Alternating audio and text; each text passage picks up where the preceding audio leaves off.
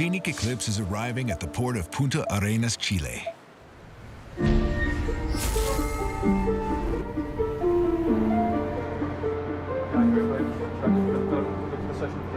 Okay, final check. Positions are okay? Give us full weight on the lines.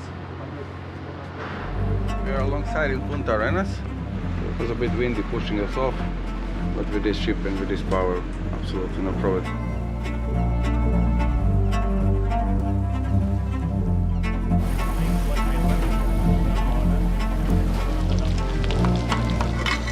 Yeah, we had a quite busy service, breakfast service. Now it's almost over, it's 10 o'clock, so the last people are ordering breakfast from the room service. For every crew member on Scenic Eclipse, sacrifices must be made for dreams to be chased. For Nicholas, that means spending most of his life away from loved ones as he works towards becoming an executive chef. I'm very attached to my family, especially with my mom and my grandma. Since when I was kid, I always cook with them. I remember making homemade pasta with my grandma. So that, I think, is where my passion for food comes from. I think this has inspired me a lot as a chef as I am now. I started in 2019 on Scenic Eclipse, and I was a chef de partie. And my dream in the future is become an executive chef.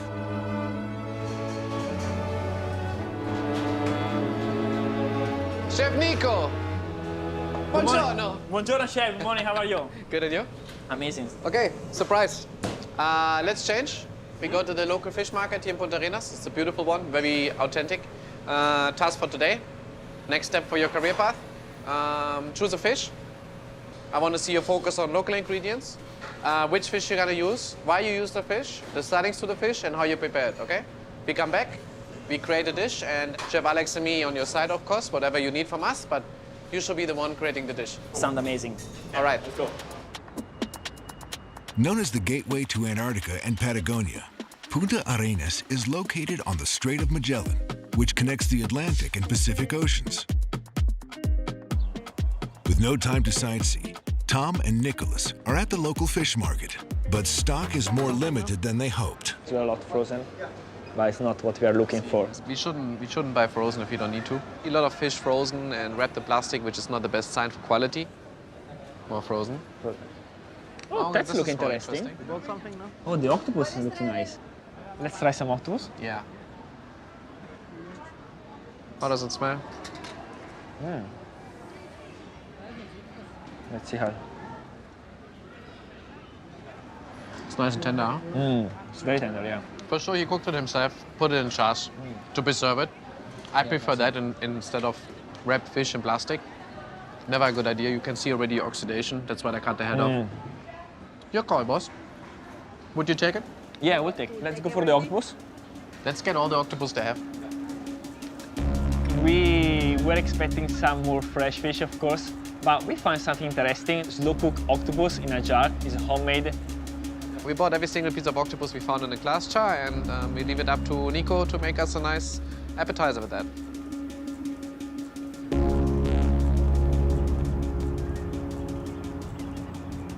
Stations then.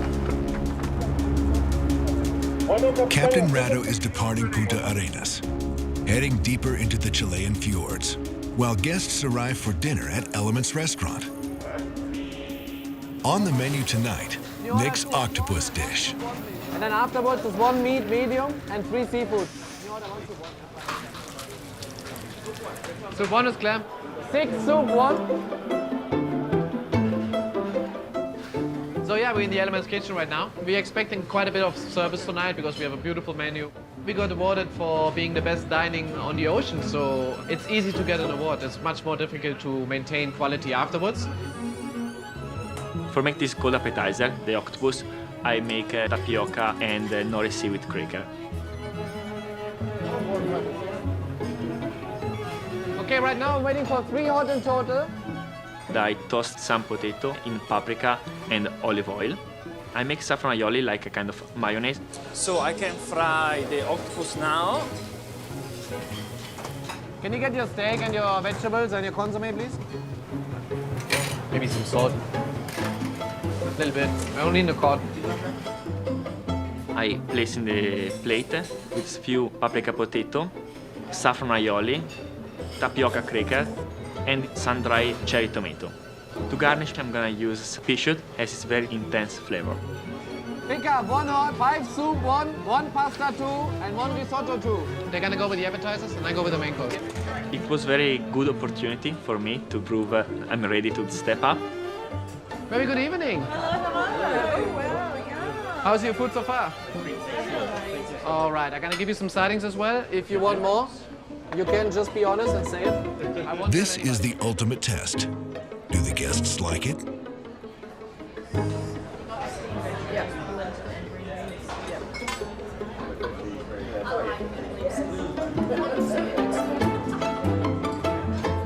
Overall, he did a good job. It was a nice dish. Definitely a lot of thoughts into it. We just reduced the size a little bit, make a few adjustments here and then. We're gonna put it on the menu. I know Nico wants to become an executive chef, and it just makes all sense to me. He is an excellent chef. Chef Tom, he was impressed about the dish. This dish helped me to prove myself to Chef Tom. I can handle new challenges, and in the end, I think I complete the task. My grandma, I hope she's gonna be still alive when I'm gonna be executive chef. She's gonna be very proud of me, cooking and teaching to the other people my own style that I learned from her recipe.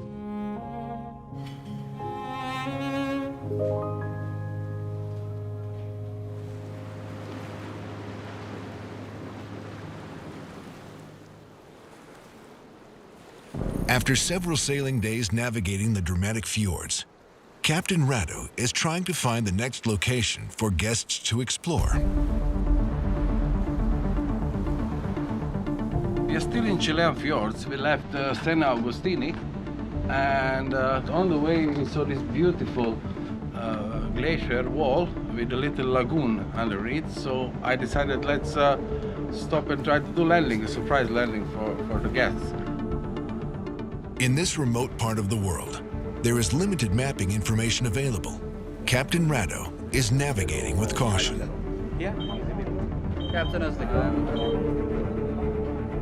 trying to get into this fjord, but there's a terminal moraine at the end. You can't see it. It doesn't look very narrow, but it's extremely shallow on each side. It's a very narrow gap, less than 180 meters, just about a ship length of width. So if we have any drift or strong winds, we're gonna have to make that decision on the way in and see if it's safe enough to go. 11 miles. Daniel, have a look with the binoculars. Anything you can see there visual will help us. Nothing yet? Nothing for the moment. Nothing yet.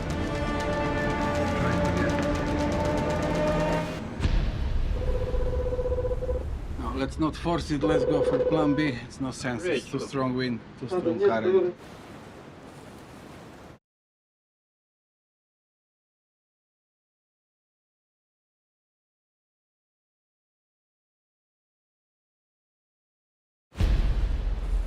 The plan B. Plan B, please. Plan is now to go to the different fjord, so it's also narrow, but wider than this one, and I feel much more safer to come in. The team pivots to Plan B, focused on a new glacier nearby, which eager crew and guests can hopefully explore. We got another bay. Hey, we have the option to take the ship in there. Go explore.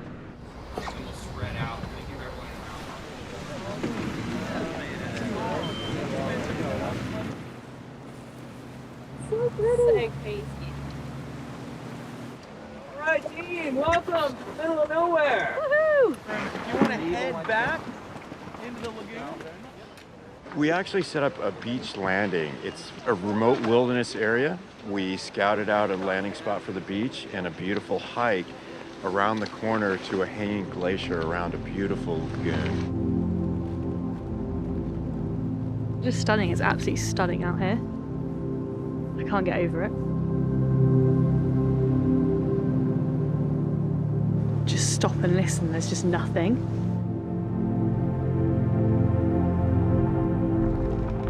We are currently in a meeting and the captain decided to do a surprise announcement and let us know that we were coming to this incredible glacier. So a little bit of surprise for the guests and for us as well.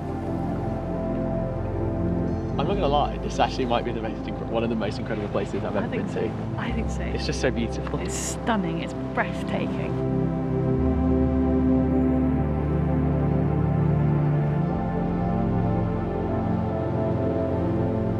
We're in the Chilean fjords, which is one of the most remote areas in South America.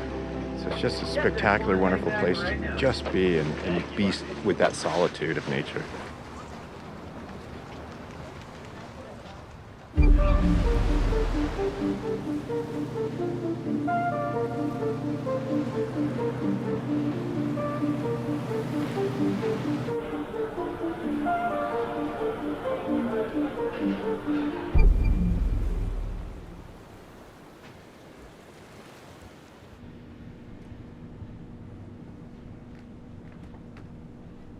We are now heading out of the Beagle Channel, looking to approach Cape Hoorn.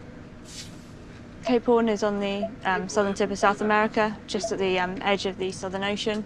We get a lot of big weather systems coming through, which can mean it can be very windy and also a lot of swell as well. So we're hoping the weather conditions on arrival will be good enough that we can make a shore landing.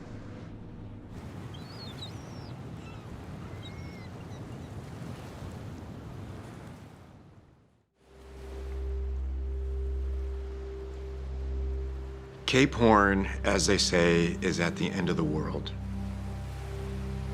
It's the furthest south point of any continent before you hit Antarctica. When the old explorers were first rounding Cape Hoorn, and this was before Darwin discovered the Beagle Channel, the shortcut and safer passage, that's why so many shipwrecks, so many sailors' deaths. That's why the monument is there to the sailors.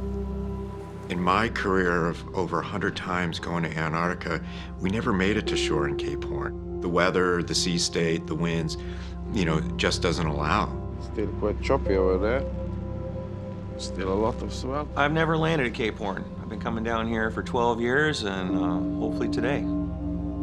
Passing many times, just having a look from the ship on this monument, but I never land. 99.9% of the time, you ain't gonna make it. Swell comes from the opposite side now, suddenly. And wind too, still 30 knots. When it's swell to die, then we are fine, huh? South of Cape Hoorn, you have the Drake Passage.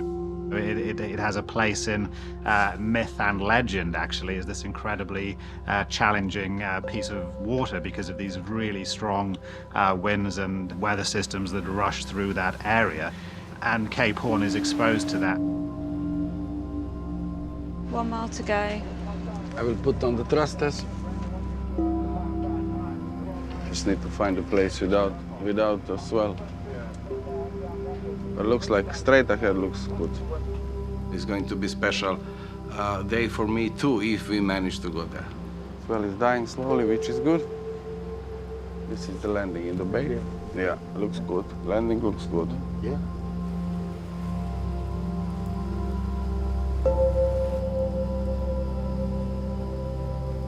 Forecast is 35 knots of wind. There is some swell coming around, but talking with pilots, they are quite sure that we will have quite a good protection over there. So we said, let's try to land on Cape Hoorn. Looks good to me. There's some swell, but nothing we haven't seen before. So let's take our time. Let's do it right. Ready to launch? Ready to launch.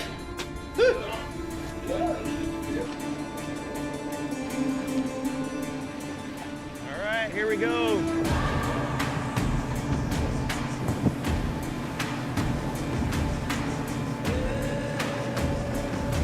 So we're looking at the swell, that surge on the beach. We want to make sure we can get people in and out of the boat safely. So if we get the big step here, try to team members on this, and then it stairs from that point forward.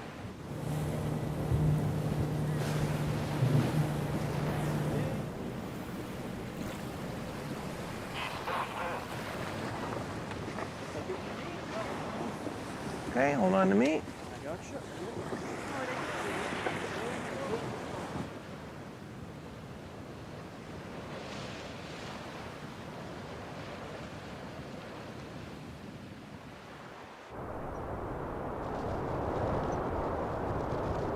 It's all new.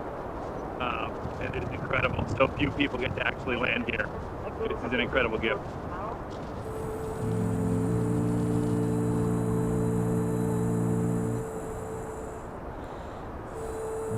Cape Hoorn! We're in Cape Hoorn! We made it!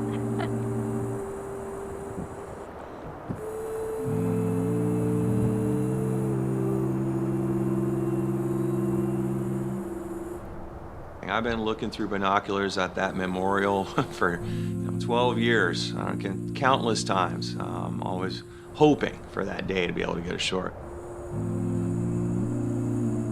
What we did today is so unique in itself for anybody.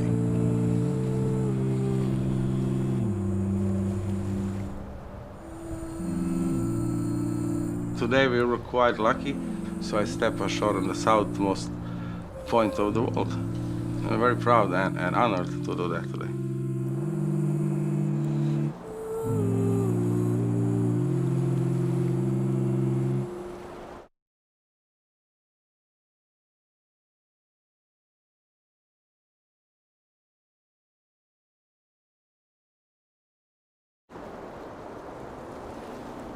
Ushuaia, Argentina, known as the end of the world, as it is the southernmost city on the planet. A really nice approach this morning. We picked up the pilot about 8 miles away, and then it's just a straight line in and tie up on the quay. Today we'll be turning the ship around, so it'll be guests leaving, new guests arriving, loading provisions, loading stores. So busy day for us all. This is the final provision stop for Scenic Eclipse before she heads to Antarctica.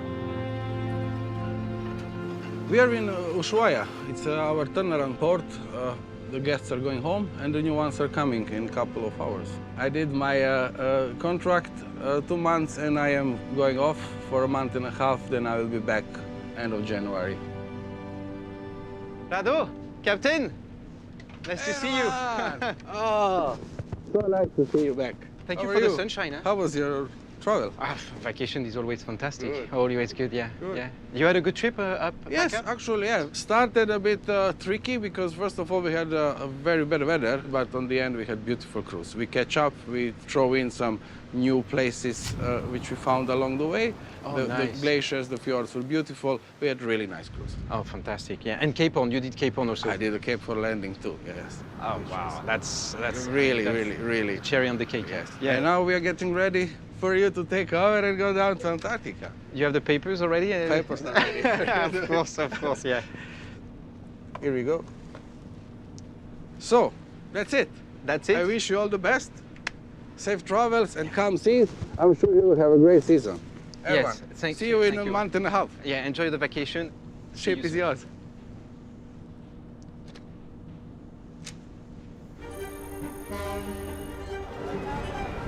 It's 12 noon, and excited guests are arriving for a completely booked out cruise.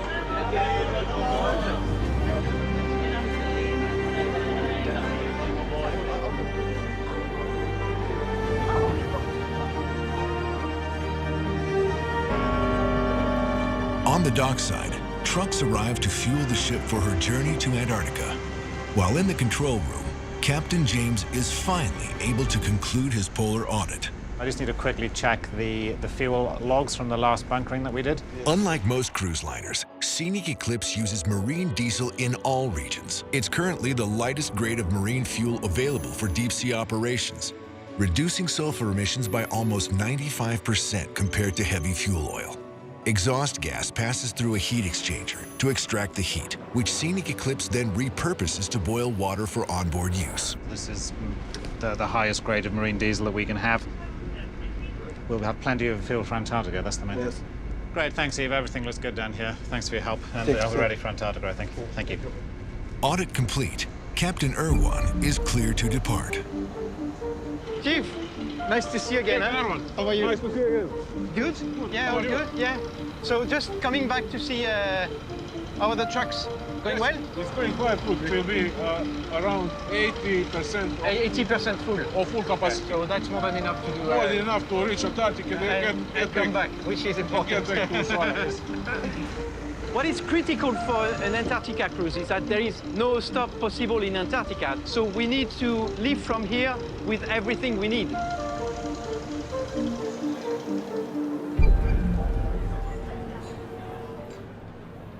Right now, what's happening is the Discovery team is going to take guests as they get checked in, and we'll take them to their muster stations to explain exactly what happens in the event of an emergency.